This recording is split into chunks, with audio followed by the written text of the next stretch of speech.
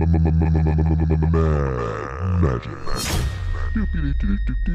Hello, everybody. Welcome to Mad Magic. I am Mono, and of course, my ever endearing co-host of Jay Thalid. Almost Christmas time. Got some holiday seasons greetings things to chat about here. Lots of current events going on with Wizards of the Coast, Hasbro, card releases.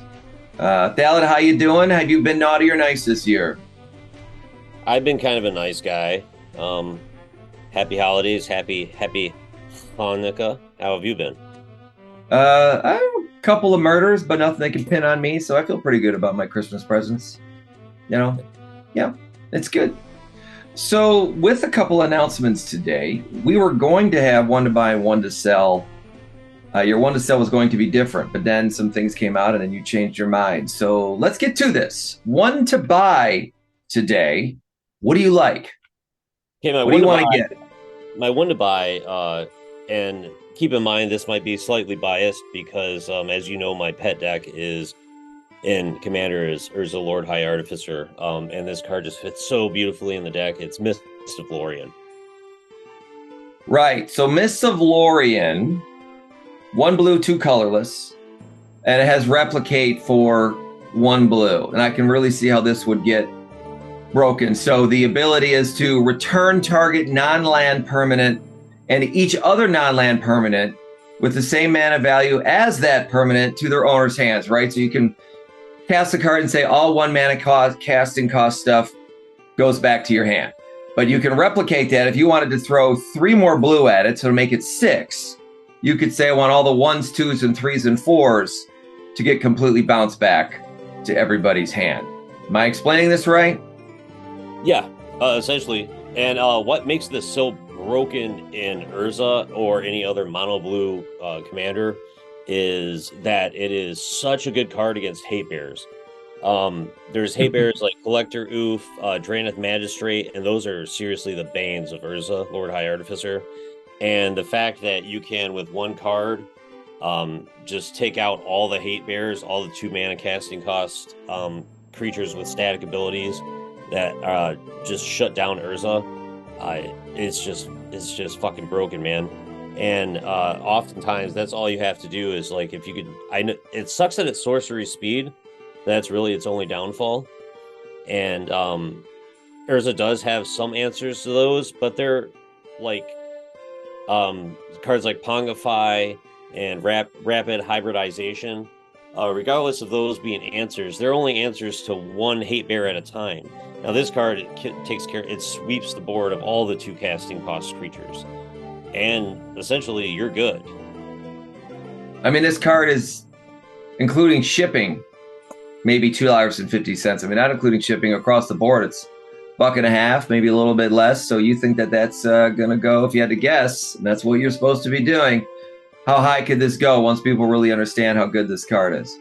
I think this card should be an $8 to $10 card within about a year's time or so, when people catch on to exactly how good it is. And it is absolutely everything that I'm saying it is. For our one to sell, I seem to recall on one of our earlier shows, you had picked this once before. However, it may have been the domain lands that you had talked about, or the Triome lands, as one you definitely had talked about before. But I think it's funny, even if you had mentioned it in the past, because I know that you've always been down on this card, and it continues.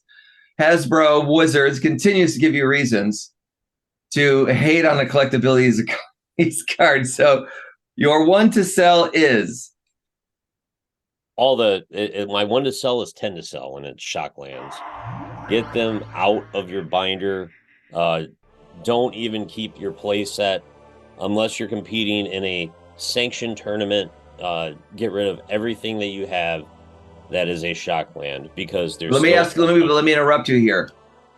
But why are you saying this again now? What's the latest going on that makes you once again say get rid of these damn things? Well, we've got that once again. Wizards has fumbled the ball, and they're reprinting Shocklands. The release date between 2 sets, one of which I believe the Karloff Manor set is going to be standard legal. Um, they're reprinting the Shocklands in both of those sets. And not only Aren't that, they even there's doing twice? Or they were using original artwork even on one of the printings, right? both sets will have all 10 Shocklands. There's going to be in the Murders of Karloff Manor, Mystery Karloff Manor, the card or the set that is a hybrid of Magic and Clue. There's box toppers in every gift box that has a Shockland in it. The market's going to be completely and utterly saturated with Shocklands. You've got Ravnica Remastered coming out before that. There was already a pre-dump on Amazon, and they were selling Ravnica Remastered draft boxes below distro cost 2 months before the release of the product. And they're just killing the market for Shocklands. Now, the other component of this is there is in Ravnica Remastered, they're reprinting the original Shocklands with the original art with shooting star foil, and there's a little serialized number in the corner, which for some reason makes it super special. And that's also going to be something that drives down the price. Right. So like why do we care? Like it's super special. It's like it's ninth printing already, you know, whatever. And there's thousands and thousands and thousands of these lands that they had, you know, dating all the way back to was it Gate Crash or whatever when these started coming out. And yeah. And so now they're saying, oh, but look, we stuck a number on this one. You know, I know that they get these print runs and stuff sorted ahead of time. Okay. And so that's something to think about. Like even in college sports, you know, these matchups that seem to be suspicious are, you know, really planned out, you know, a few years ahead. Same with these print runs. But I got to wonder at this point with everything going on with Hasbro. And so we're going to move on from the Shocklands, although it's tangentially related still. So we move into kind of our main topic about these Amazon dumps, which you were talking about. Talking about Hasbro with their 1,100 people layoffs. But, you know, Chris and Cynthia got to keep their jobs and their stock options, as you were mentioning to me earlier. So, yay, them. Right now, but I wonder if them releasing that was like, you know, 2 years ago, they thought that would be cool. I just internally inside of Wizards of the Coast, as they're releasing this now with these foils and numbers on it, if they're looking at this as like, well, you know, it was planned up, but, you know, we know this is a big turd anyway, or if they're truly, truly still excited about this kind of release. Yeah, I think that it's just been a huge miscalculation as far as the supply being in the market being completely saturated, and there just not being the demand for it, and there's just too much of it. I think in Chris Cox's head, he is still living in an era where there's helicopter money and everybody's locked in their house. And I understand that like the print runs for the set like were decided probably like 6 months ago or 8 months ago, whatever the case may be. We've long been removed from that era. And there's other card games that are accepting that. Like it looks like if you go on TCG Player, it looks like other card games like Flesh and Blood. Flesh and Blood has cut their print runs. Flesh and Blood is doing great. You've got card games like Sorcery. They're doing great. You've got card games. So you've got Pokemon, Sorcery, Flesh and Blood. They've all come to the realization that in a post-COVID world, to keep a collectible card game alive and keep the word collectible, to make the word collectible have any meaning for that card game, you've got to cut print runs. You can't just like keep shoving it down our throats and expect us to swallow it like it's my mom. So, all right. Along these lines, you were calling this thing a toxic product that we're going to be talking about here in a second that you were hinting at. In terms of the remasters and these draft boosters and things like that, represents everybody to the dumps that happen and why there's sort of these cards here now that are like avoid at all costs. But give everyone that brief history of how this went down.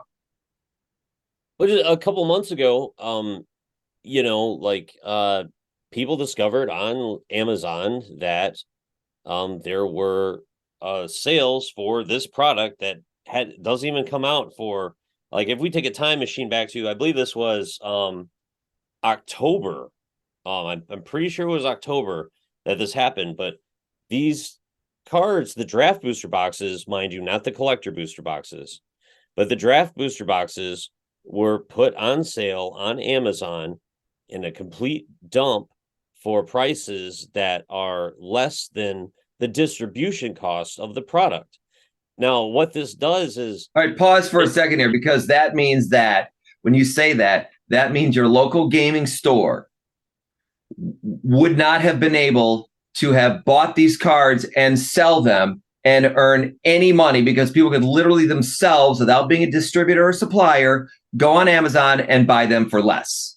I can't even think of a business practice that would be more proficient at destroying the confidence in a product than something like that. To fumble the ball so hard that before your product is ever even officially released, that you dump it on Amazon is just, it's insane to me. You know, I've talked to some card shops, that are just around in my area. You chat with them about it. They're just like, I guess I have to close up shop then now. Like, of course, none of them have actually closed their doors, but their point is well taken of like, as long as this continues, if this will be the new normal, it's just math. How the F can I stay in business if everyone can buy the product for less than I can buy the product, or at the same price I buy it? There's now 0% profit margin. So what do we do? And then you pile on things like Lord of the Rings being evergreen. Now all your singles that you have under your case, all these beautiful cards that are all 75 cents. They have to carry this product, because what are they going to do when their customer comes in and with a couple of their friends and they want a booster draft Ravnica Remastered? But like for me to, or for an LGS to supply that product to the consumer, they are forced to pay more than it was dumped on Amazon for. And it's a joke. You hear this and I want to be like, Wizards, why do you hate us? Like what do we ever do to you? Like, cause that's what it seems like. The move is so vindictive or something that like, what else could they be thinking about? As we close today, though, I like to also find some glimmer and hope inside of our doom and gloom. However, thank you all for the comments you've given us. You've been very supportive as on YouTube as well in other areas where you are able to find us. And do please hit that subscribe button. Just click. Hold on, it's just like click, and then that's it. And then you subscribe. But totally as much free. as you, what's that? Totally free. Yes, it's free. Also, and much like my mom.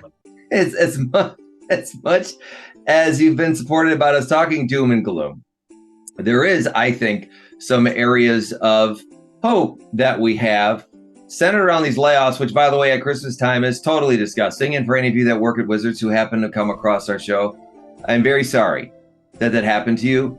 That was bullshit.